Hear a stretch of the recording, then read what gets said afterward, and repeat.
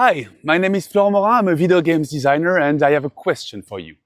Do you think video games can die? It's kind of a weird question, but bear with me. Let me tell you of an anecdote that explains how I came to ask it. A few months ago, I took my two daughters, aged 8 and 12, to my mom. We went to the attic and found a box with my old console in it. So I took out the console, plugged it into the analog TV, and handed my daughters the tiny square controllers. I was really excited for them to experience the same joy and amazement that I felt at their age. But did you know that the original Super Mario Bros. Is actually really hard?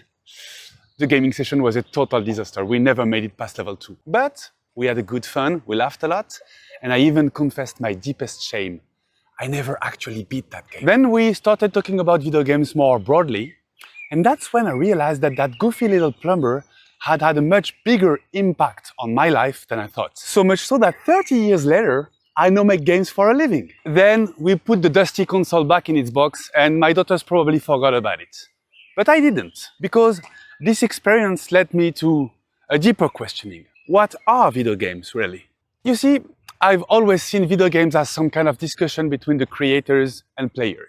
With a gamepad in your hands, you can ask questions. What happens if I press this button? What if I jump on this turtle? What if I fall in this hole? And through the game, its creators answer. You jump, you kill, you die. If the conversation is interesting enough, you keep playing, eager to understand what the game is really about. And in the process, like with any meaningful exchange, you change. You progress, you adapt, you evolve. Playing a video games leaves you a different person than you were before. In short, video games are culture. And culture is meant to be shared.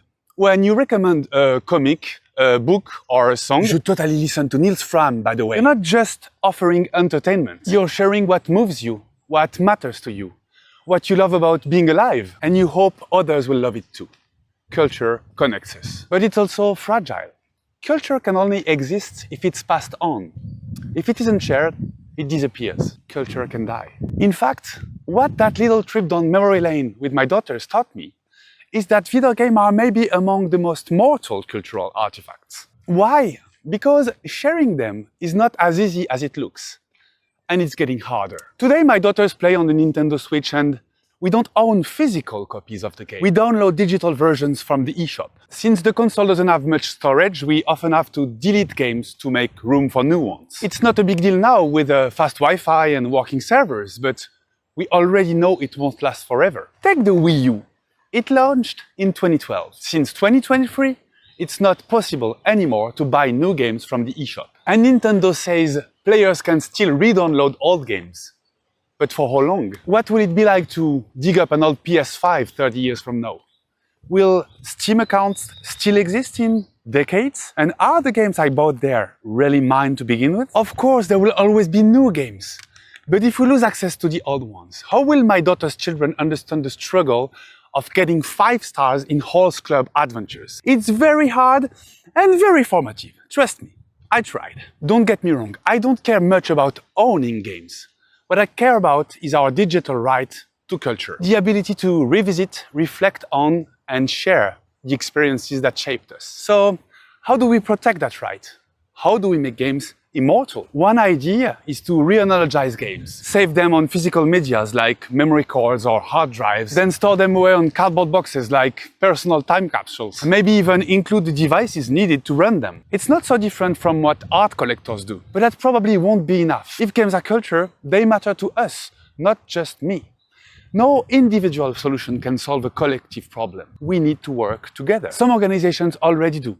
In France, MO5 is a non-profit that archives old games and devices and organizes exhibitions so that people can actually play them. But their means are limited, so they focus on older games with historical value. And also, what about everything else? What about the 50+ games that are released on Steam each day? How can we know which ones will matter to someone's life? Like with any creations, it's almost impossible to predict which games will leave a mark. That may be why France created its legal deposit system. Anyone creating or distributing creative work in that country is supposed to send a copy to the BNF, the French National Library. That includes books, music, films, and since 2006, video games. The BNF is even developing tools to emulate and preserve games in a playable state. The problem is a lot of studios ignore the law, especially among indies. Some see it as pointless bureaucracy, Others don't even know it exists. And that's the crux of the issue.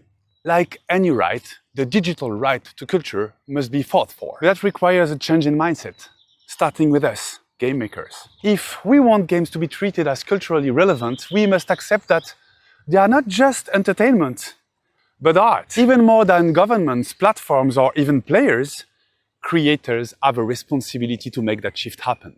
Because, yes, video games can die.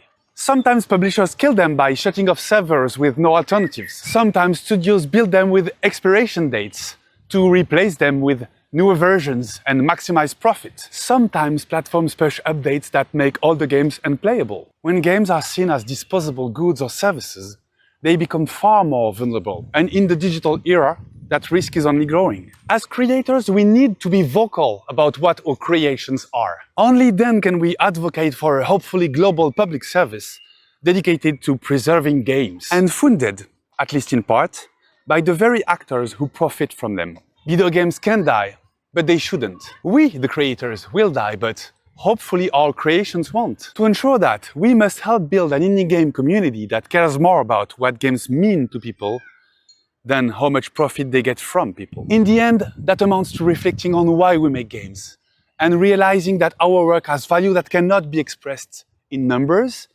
but can be felt in smiles and chills and realizations that make you look at your life completely differently.